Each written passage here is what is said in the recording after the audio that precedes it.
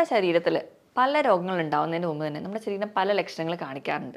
നമ്മൾ ശ്രദ്ധിക്കാതെ പോകുമ്പോഴാണ് നമുക്ക് പല രോഗങ്ങളിലേക്ക് എത്തിച്ചിരുന്നത്. നമ്മുടെ ശരീരത്തിൽ നിന്ന് പോകുന്ന വിസർജ്യ വസ്തുക്കൾ പോലും പല രോഗങ്ങളുടെയും ലക്ഷണങ്ങളാണ്. നമുക്കറിയാം, നമ്മുടെ പോകുന്ന മലത്തിൽ നിന്ന് എന്തെങ്കിലും വ്യത്യാസം ഉണ്ടെങ്കിൽ ചില രോഗങ്ങൾക്കുള്ള ലക്ഷണങ്ങളാണ്. അതുപോലെ തന്നെ മൂത്രത്തിൽ എന്തെങ്കിലും വ്യത്യാസം വന്നു കഴിഞ്ഞാൽ അതും ചില രോഗങ്ങളിലേക്ക് ചൂണ്ടിക്കാണിക്കുന്നു. മൂത്രത്തിൽ പത വരിക, മൂത്രത്തിൽ നിറം വ്യത്യാസം വരിക, ഗന്ധത്തിന് വ്യത്യാസം വരിക, അളവ് കുറയുക, ഇതൊക്കെ ഓരോരോ രോഗലക്ഷണങ്ങളാണ്. അപ്പോൾ നമുക്ക് ഈ അടുത്ത് ഒരുപാട് പേര് ചോദിക്കുന്ന ഒരു ഡൗട്ടാണ്, മൂത്രത്തിൽ പത അതെങ്ങനെ തിരിച്ചറിയാൻ പറ്റും? ഈ ഒരു മൂത്രത്തിൽ പത കാണുന്നത് ഏതെങ്കിലും രോഗത്തിനെ ചൂണ്ടിക്കാണിക്കുന്ന ലക്ഷണങ്ങളാണോ എന്നൊക്കെ. ഈ വീഡിയോയിലൂടെ നമുക്ക് മൂത്രത്തിൽ പത ഉണ്ടാവാനുള്ള കാരണങ്ങൾ എന്തൊക്കെയാണ്, നമുക്ക് എങ്ങനെ ഇതൊക്കെ ശ്രദ്ധിക്കണം, എന്തൊക്കെ ടെസ്റ്റുകൾ ചെയ്യണമെന്ന് ഡീറ്റെയിൽഡ് ആയിട്ട് നോക്കാം. ഞാൻ ഡോക്ടർ പ്രിയ, QNB ഹെൽത്ത് കെയറിലെ ഹോമിയോപ്പതിക് ഫിസിഷ്യനാണ്.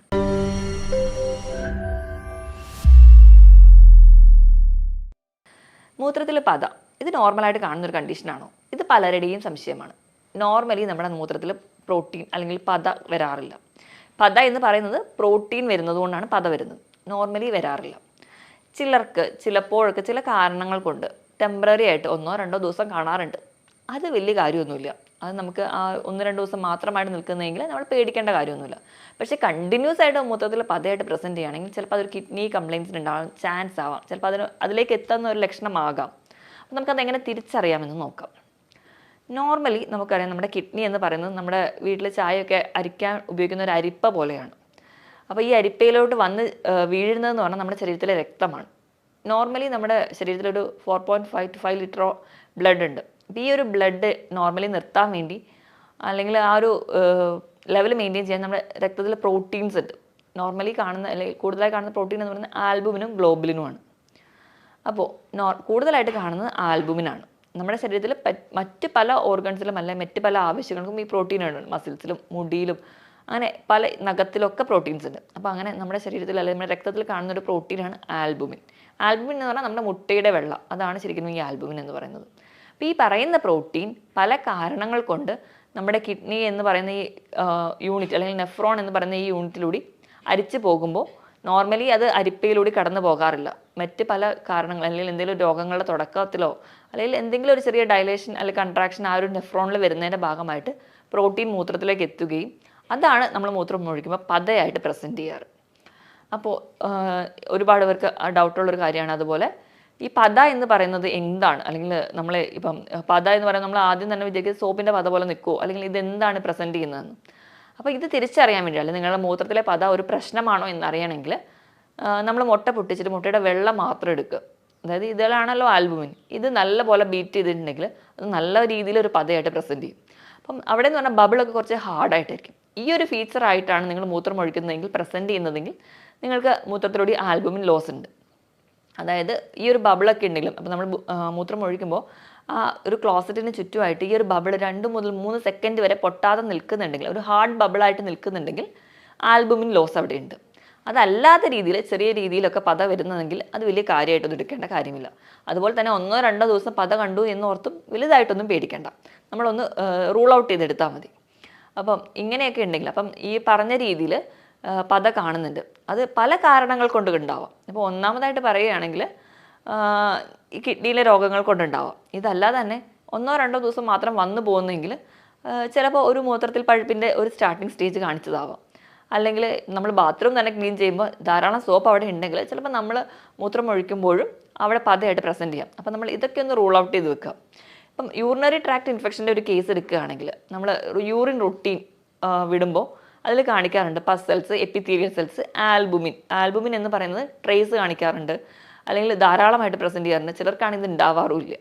അപ്പോൾ ഈ ഒരു കണ്ടീഷനാണെങ്കിൽ നമുക്കറിയാം മൂത്രത്തിൽ പഴുപ്പിന് അടിവയറുവേദന, മൂത്രം ഒഴിക്കുമ്പോൾ നീറ്റൽ, പുകച്ചിൽ, മൂത്രത്തിനൊരു ദുർഗന്ധം, പനി, കുളിര് ഇവയൊക്കെ ആയിട്ട് പ്രസൻറ്റ് ചെയ്യും.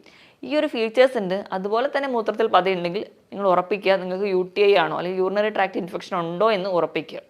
ഉണ്ടെങ്കിൽ ആ ഒരു ട്രീറ്റ്മെൻറ്റ് എടുക്കുക, അല്ലെങ്കിൽ അതിന് വേണ്ടിയിട്ട് നമ്മൾ ചികിത്സിക്കുമ്പോൾ അത് മാറുമ്പോൾ ഇത് കംപ്ലീറ്റ് ആയിട്ട് മാറും. ഇതല്ലാതെ മൂത്രത്തിൽ പത വരാനൊരു ചാൻസ് എന്ന് പറഞ്ഞാൽ BP പെട്ടെന്ന് കുറയുന്ന ആൾക്കാർക്ക്, BP പെട്ടെന്ന് ഡൗൺ ആയി പോകും, അതായത് മെയിൻറ്റെയിൻ ചെയ്യാൻ പറ്റാത്തൊരു കണ്ടീഷൻസ് ഒക്കെ ആണെങ്കിൽ അവിടെയും മൂത്രത്തിൽ പതയായിട്ട് പ്രസൻറ്റ് ചെയ്യുന്നത് നമുക്ക് കാണാം. പിന്നെ ഈ മൂത്രത്തിൽ പത വരാനുള്ളൊരു കണ്ടീഷൻ ഉണ്ടെങ്കിൽ നിങ്ങൾ വേണ്ട രീതിയിൽ വെള്ളം കുടിക്കുന്നില്ല. ഡീഹൈഡ്രേഷൻ, നമ്മുടെ ശരീരത്തിന് ആവശ്യത്തിന് വെള്ളം കിട്ടാതെ വരുമ്പോൾ മൂത്രം നല്ല കലക്കലും നല്ല ഡാർക്ക് കളറിൽ പോകും, ക്വാണ്ടിറ്റി കുറവായിരിക്കും. അപ്പോൾ നമ്മൾ മൂത്രം ഒഴിച്ചാൽ ഈ പത കാണും. അപ്പോൾ ഡീഹൈഡ്രേഷൻ ഉണ്ടോ എന്ന് നോക്കുക.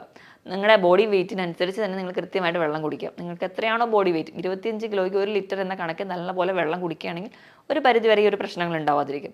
ഇതല്ലാതെ തന്നെ മറ്റൊരു കാരണം എന്ന് പറഞ്ഞാൽ വൈറൽ ഇൻഫെക്ഷൻസ് എന്തെങ്കിലും വന്നിട്ടുണ്ടെങ്കിൽ ഡെങ്കു, ഈ അടുത്ത് വന്നിട്ടുള്ള കൊറോണ പോലുള്ള ഇൻഫെക്ഷൻസ് ഒക്കെ വരുമ്പോൾ നമ്മുടെ ഈ കിഡ്നിയുടെ യൂണിറ്റ് ആയിട്ടുള്ള നെഫ്രോൺ അതിനകത്ത് ഉണ്ടാകുന്ന ട്യൂബ്യൂൾസിനും അല്ലെങ്കിൽ ഈ ഒരു അരിപ്പയ്ക്കൊക്കെ ചെറിയ ഡയലേഷനൊക്കെ വരാം.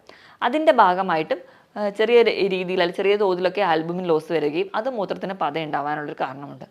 ഇതൊന്നും അല്ലാതെ തന്നെ അധികമായിട്ട് വ്യായാമം ചെയ്യുന്നവർ, ഭയങ്കര സ്ട്രെയിനസ് ആയിട്ട് എക്സസൈസ് ചെയ്യുന്നവരാണെങ്കിൽ നമുക്കറിയാം നമ്മുടെ മസിലെല്ലാം ബിൽഡ് ചെയ്തിരിക്കുന്നത് പ്രോട്ടീൻ വെച്ചിട്ടാണ്. നമ്മൾ അധികം വ്യായാമം ചെയ്യുമ്പോൾ ഈ പ്രോട്ടീൻ ബ്രേക്ക് ഡൗൺ ചെയ്യുകയും നമ്മുടെ ശരീരത്തിൽ ക്രിയാറ്റിനിൻ്റെ അളവ് കൂടുന്നതായിട്ട് കാണാം. ഇത് കിഡ്നിക്ക് ഒരു ലോഡ് കൂടുകയും അങ്ങനെ കിഡ്നിയിൽ ഓവർലോഡ് ആവുന്നതിൻ്റെ ഭാഗമായിട്ടും ആൽബുമിൻ്റെ ഒരു പ്രസൻസ് നമുക്ക് യൂറിനിൽ കാണാൻ പറ്റും. ഇതും ഇങ്ങനെ സ്ട്രെയിനസ് എക്സസൈസ് ചെയ്യുന്നവരാണെങ്കിൽ ഇതും മൂത്രത്തിന് പത ഉണ്ടാവാനുള്ള കാരണമാണ്. അധികമായിട്ട് പ്രോട്ടീൻ കഴിക്കുന്നവർക്ക് നമുക്ക് അറിയാം, പ്രോട്ടീൻ എന്ന് പറയുമ്പോൾ വെജിറ്റബിൾ പ്രോട്ടീനും ഉണ്ട്, അനിമൽ പ്രോട്ടീനും ഉണ്ട്. വെജിറ്റബിൾ പ്രോട്ടീനിൽ വരുവാണെങ്കിൽ പയറ്, കടല, പരിപ്പ്, കൂണ് ഇവയെല്ലാം വെജിറ്റബിൾ പ്രോട്ടീനിലോട്ട് പോകും. സോയ, ഇനി അനിമൽ പ്രോട്ടീനാണ് ഇറച്ചി, മീൻ, റെഡ് മീറ്റുകളും എല്ലാം പെടുന്നത് നമുക്കറിയാം. അതുപോലെ തന്നെ മുട്ട, ഇതൊക്കെ നമുക്ക് പ്രോട്ടീനാണ്. ഇത് സ്ഥിരമായിട്ട് കഴിക്കുകയും അധികമായിട്ട് കഴിക്കുകയും ഒക്കെ ചെയ്യുന്നവരാണെങ്കിൽ അതും നമുക്കൊരു പരിധി വരുമ്പോൾ, പരിധിയിൽ അധികമായി കഴിയുമ്പോൾ ആൽബുമിൻ്റെ പ്രസൻസ് നമുക്ക് യൂറിനിൽ കാണാൻ പറ്റും. ഇത് കൂടാതെ തന്നെ നമ്മൾ അമിതമായിട്ട് ടെൻഷനോ സ്ട്രെസ്സോ ഒക്കെ ഉള്ളവരാണെങ്കിൽ അത് നമുക്കൊരു പരിധി വരെ ഇങ്ങനെ മൂത്രത്തിൽ പത വരാൻ കാരണമാകുന്നുണ്ട്. കാരണം ടെൻഷൻ ഹോർമോൺ അല്ലെങ്കിൽ സ്ട്രെസ് ഉണ്ടാകുന്ന ഹോർമോൺ എന്ന് പറയുന്നത് അഡ്രിനാലിൻ. ഇതുണ്ടാക്കുന്നത് അഡ്രിനൽ ഗ്ലാൻസിൽ നിന്നാണ്. ഈ ഗ്രന്ഥി ഇരിക്കുന്നത് നമ്മുടെ കിഡ്നിയുടെ തൊട്ട് മുകളിലാണ്. അപ്പം ഇതിൽ നിന്ന് ഒരുപാട് ഹോർമോൺസ് ഉണ്ടാവുകയും ഇത് നമ്മുടെ ശരീരത്തിന് മൊത്തത്തിലൊരു സ്ട്രെസ് ഉണ്ടാക്കുകയും ഇത് കിഡ്നിക്ക് ഒരു ലോഡ് കൂട്ടുകയും ചെയ്യും. അപ്പം നമ്മുടെ കിഡ്നി എന്ന് പറയുമ്പോൾ ആദ്യം അരിപ്പയാണ്. ആ അരിപ്പയിലൂടെ കടന്നു പോകുമ്പോൾ കിഡ്നിക്ക് ഉണ്ടാകുന്ന ഒരു സ്ട്രെസ് കാരണം കറക്റ്റായിട്ടൊരു ഫിൽറ്ററിങ് പ്രോസസ്സ് നടക്കാതെ വരികയും ആൽബുമിൻ മൂത്രത്തിൽ ഉണ്ടാവുകയും ചെയ്യും.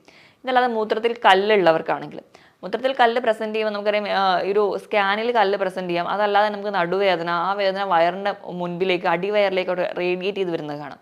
ഇങ്ങനെ ഈ മൂത്രത്തിൽ കല്ലുള്ളവരാണെങ്കിൽ ഈ കല്ല് നിൽക്കുന്നത് കൊണ്ട് കറക്റ്റായിട്ടൊരു യൂറിനറി ഔട്ട്ഫ്ലോ വരില്ല.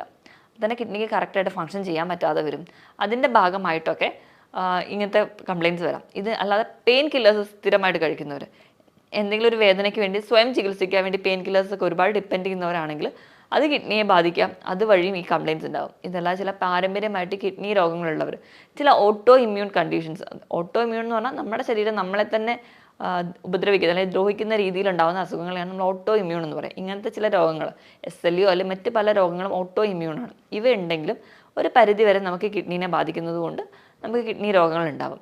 ഇതൊക്കെയാണ് പ്രധാനമായിട്ടും നമുക്ക് ഈ മൂത്രത്തിൽ പത വരാനുള്ള കാരണങ്ങൾ. ചില മരുന്നുകൾ കഴിക്കുന്നതിൻ്റെ ഭാഗമായിട്ടും ആൻറ്റിബയോട്ടിക്സോ ഒക്കെ എടുക്കുന്ന സമയത്തും ടെമ്പററി ആയിട്ട് മൂത്രത്തിൽ പത പ്രസൻറ്റ് ചെയ്യാറുണ്ട്. ഇത് കൂടാതെ തന്നെ നമ്മുടെ ക്ലൈമറ്റിന് എന്തെങ്കിലും ചേഞ്ച് ചെയ്യുന്നത്, ഇപ്പോൾ തണുപ്പ് കാലമൊക്കെ ആയാൽ പോലും മൂത്രത്തിലൊരു പത പ്രസൻറ്റ് ചെയ്യാറ്. ഇതൊക്കെയാണ് നോർമലി കിഡ്നിയിൽ പ്രശ്നങ്ങളോ അല്ലെങ്കിൽ മറ്റ് പല പ്രശ്നങ്ങൾ കൊണ്ട് മൂത്രത്തിൽ പത ഉണ്ടാവാനുള്ള കാരണങ്ങൾ. ഇനി ഇങ്ങനത്തെ എന്തെങ്കിലും പ്രശ്നങ്ങളുണ്ടെങ്കിൽ നിങ്ങൾ ഏറ്റവും നല്ലതെന്ന് പറഞ്ഞാൽ ഒരു ഡോക്ടറെ കൺസൾട്ടേഷൻ എടുക്കുക. അപ്പോൾ ഡോക്ടറുടെ അഡ്വൈസ് പ്രകാരം നിങ്ങൾ ചികിത്സ കണ്ടിന്യൂ ചെയ്യുന്നതാണ് ഏറ്റവും നല്ലത്. അപ്പോൾ നിങ്ങൾക്ക് ഇങ്ങനത്തെ ഡൗട്ട് എന്തെങ്കിലും ഉണ്ടെങ്കിൽ നമ്മൾ ഡോക്ടറെ ചെല്ലുമ്പോൾ ഡോക്ടർ പറയുന്ന ഒന്നാമത്തെ ടെസ്റ്റ് എന്ന് പറഞ്ഞാൽ യൂറിൻ സ്പോട്ട് ടെസ്റ്റാണ്. ആൽബുമിൻ്റെ സ്പോട്ട് ടെസ്റ്റ് ചെയ്യുകയാണെങ്കിൽ ഒരു 20 മുതൽ ഒരു 200 മില്ലിഗ്രാം ഒക്കെ വരുമ്പോഴത്തേ തന്നെ അതൊരു നമ്മൾ പേടിക്കേണ്ട ഒരു കണ്ടീഷൻസിലോട് എത്തിയിട്ടുണ്ട്. ഒരു 20 മില്ലിഗ്രാം ഒക്കെ ആണെങ്കിൽ നമുക്ക് നോർമലാക്കി നിർത്താം. 20 മുതൽ 200 വരെ അതൊരു ഒബ്സർവ് ചെയ്യേണ്ട അല്ലെങ്കിൽ നമ്മൾ റുട്ടീനായിട്ട് ചെക്കപ്പ് ചെയ്യേണ്ട ഒരു സ്റ്റേറ്റാണ്. 200 മുകളിൽ എത്തിയിട്ടുണ്ടെങ്കിൽ അതൊരു സീരിയസ് കണ്ടീഷനിലോട്ട് പോകാറുണ്ട്. ഇനി രണ്ടാമത് നമ്മൾ ചെക്ക് ചെയ്യുന്നുണ്ടെങ്കിൽ ആൽബുമിൻ ക്രിയാറ്റിനിൻ റേഷ്യോ ചെക്ക് ചെയ്യാറുണ്ട്. അപ്പം അത് നമ്മൾ ഈ 2 ടെസ്റ്റുകളും ചെയ്തിട്ടാണ് മെയിൻലി എന്തുകൊണ്ടാണ് പത ഉണ്ടാവുന്നതെന്ന് നോക്കാറ്. അപ്പം അത് എന്താണെന്ന് കണ്ടിട്ട് അത് റൂൾ ഔട്ട് ചെയ്യാണ് ചെയ്യാറ്.